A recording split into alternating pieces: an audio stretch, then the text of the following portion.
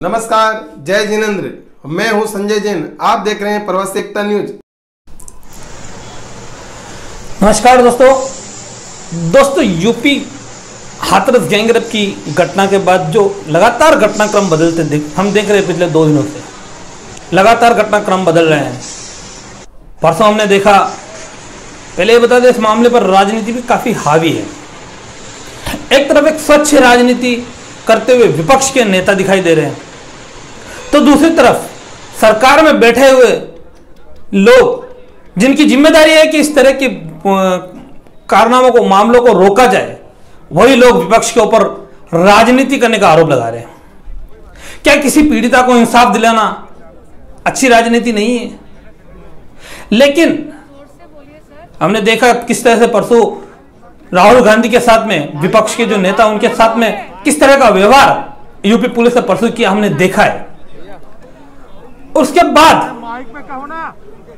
अमेठी से सांसद, उन्होंने बेहद, जो राहुल गांधी की कॉम्पिटिटर भी रह चुकी है, स्मृति ईरानी, उन्होंने राहुल गांधी पर, और भी बहुत से नेता ने राहुल गांधी पर राजनीति करने का आरोप लगाया। हाँ, हो सकता है राजनीति है इसके पीछे, मैं नहीं बोल रहा हूं कि राजनीति नहीं है, लेकिन राजनीति किसी के भले के लिए हो तो उसमें बुराई क्या है? आखिर किसी का भला हो रहा है, उस राजनीति से तो बुराई क्या है? लेकिन सत्ता में जो वे लोग बैठे हैं, उनको जवाब घटना का नहीं देकर सिर्फ और सिर्फ विपक्ष को जिम्मेदार ठहराना है। परसों सबने देखा राहुल गांधी के साथ में पुलिस ने किस तरह का बर्ताव किया, उनके साथ में धक्का मुक्की की, यहां तक कि उनको गिरा दिया। सिर्फ राहुल गांधी ही नहीं, चलो राहुल गांधी एक राजनीतिक परिप्रेक्ष्य से है तो हम मान सकते हैं कि राहुल गांधी राजनीति कर रहे हैं, लेकिन जो सीमा कुशवाहा, निर्भया की जो वकील है, उसने भी हाथरस में जाने की कोशिश की, तो उसके साथ भी पुलिस ने बदसलूकी की। वो एक वकील है और उसकी सीमा कुशवाहा की वो अपने बयान में कह भी चुकी है कि वो चाहेगी अगर निर्भया, इस मनीषा वाल्मीकि का केस वो लड़ सकती है अगर मनीषा वाल्मीकि के परिवार सहयोग करे तो। एक तरफ मनीषा वाल्मीकि पीड़िता के मृतका, उसके भाई का स्टेटमेंट भी सामने आया। उसने भी साफ कहा है कि पुलिस हमको डरा रही है, धमका रही है। दूसरी तरफ आज फिर राहुल गांधी ने एक बार जाने की कोशिश की, तो बड़ा मुश्किल राहुल गांधी और उनके साथ 4 जनों को, कुल 5 जनों को जाने की इजाजत दी गई। जो आप वीडियो में देख रहे हैं, आज राहुल गांधी ने और उनकी बहन प्रियंका गांधी ने परिवार से मुलाकात की। राहुल गांधी के साथ में जब पुलिस द्वारा बदसलूकी की गई थी 2 दिन पहले, उसके बाद में शिवसेना नेता संजय राउत का भी बयान सामने आया। उन्होंने भी इसे लोकतंत्र के ऊपर हमला बोला।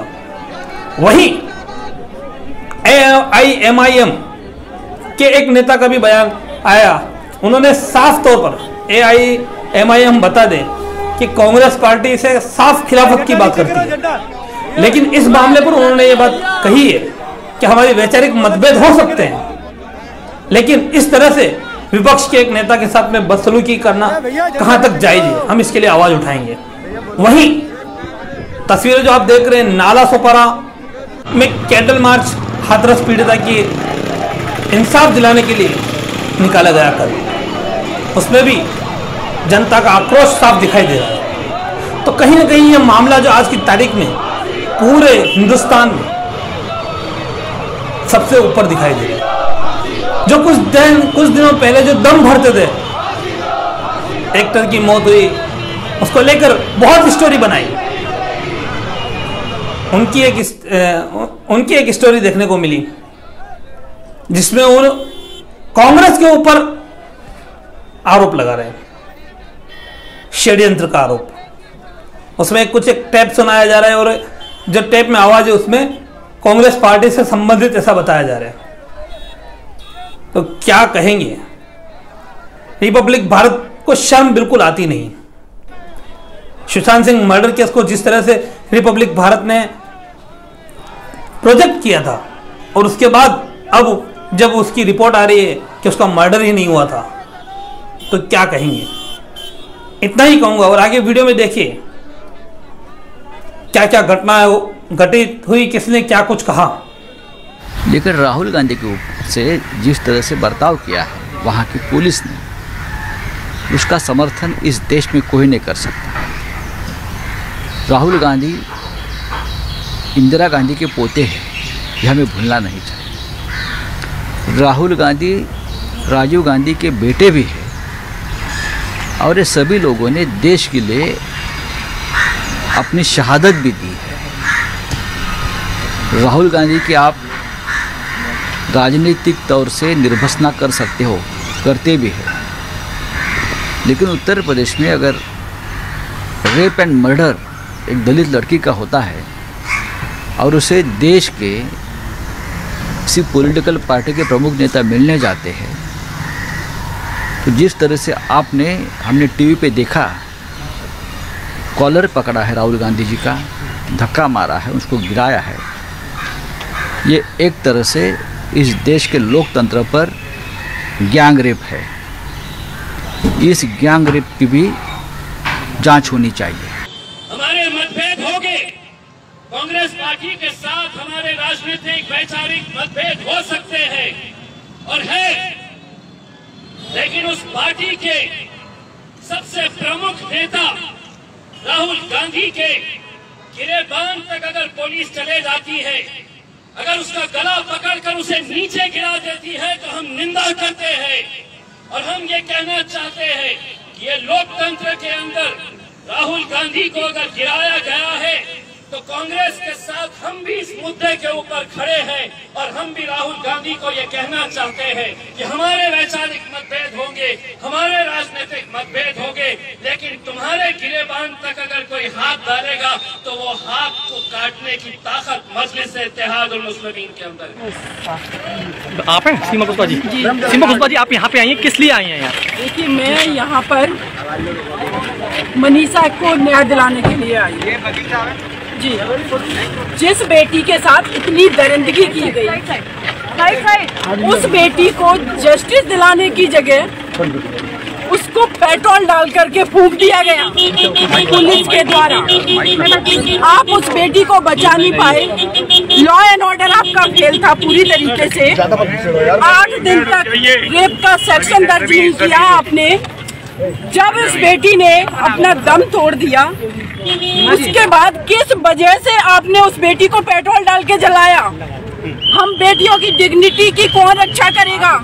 कानून नाम की कोई चीज या तो उन बेटियों को पेट्रोल डाल करके जलाया जाता है, जलाया गया। कौन है यहाँ से? उसके बाद आप देखेंगे एसिड छिड़का जाता है। आईडी नीचे करना जी वालों। जो लोग इस क्रिमिनल माइंडसेट के हैं वो एसिड छिड़कते हैं। पुलिस पेट्रोल छिड़क करके उस बेटी को मार देती है, उसकी आत्मा को मारा जाता है, उसकी डिग्निटी को मारा जाता है। मैं यहाँ इसलिए आई हूँ, आप लोगों के माध्यम से देश के प्रधानमंत्री, उत्तर प्रदेश के मुख्यमंत्री और जो लोग भी इस रिस्पॉन्सिबल पद पे हैं, उनसे मैं सवाल करना चाहती हूँ कि देश की 49% आबादी के लिए आज तक आप लोगों ने क्या किया है? आपकी क्या स्ट्रेटेजी है? बलरामपुर में जब तक ये दर्द कम नहीं हुआ, तब तक बलरामपुर में एक और बेटी को दरिंदों ने खा डाला, उसके साथ बर्बरता की। मैंने निर्भया को जस्टिस दिलाया, मैं मनीषा को भी जस्टिस दिलाऊंगी। कहाँ तक ले जाएंगी इस केस को? क्या आप केस लड़ने की बात कह रही हैं? बिल्कुल, मैं केस लड़ने की बात कह रही हूँ। सुबह उनके भाई सत्येंद्र से बात हुई, लेकिन वो क्लियर बात नहीं हो पा रही। वो लोग बहुत दुखी हैं, इसीलिए मैं यहाँ पर आई हूँ कि उस परिवार से मुझे मिलना है, उनसे बात करनी है और मुझे इस बेटी को न्याय दिलाना है। जी कुछ नहीं हो रही है, बस उनका फोन छुड़ा लिया है और वो हमको किसी को लेकर नहीं दे रही बाहर।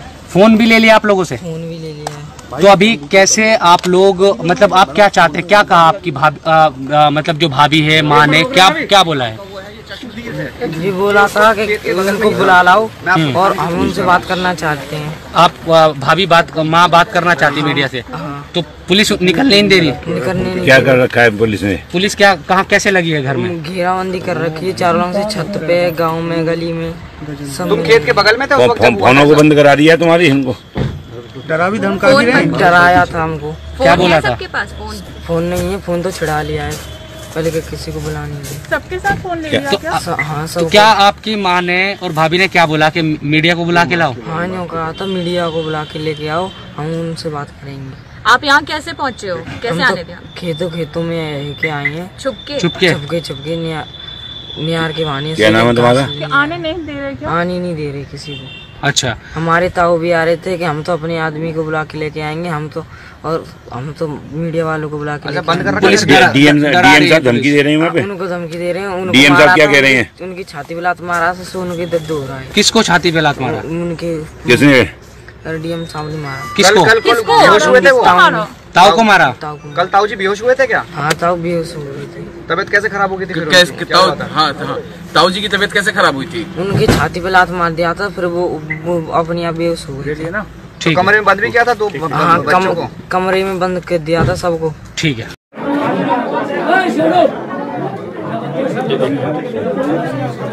अरे भैया साइड हो जा। मैडम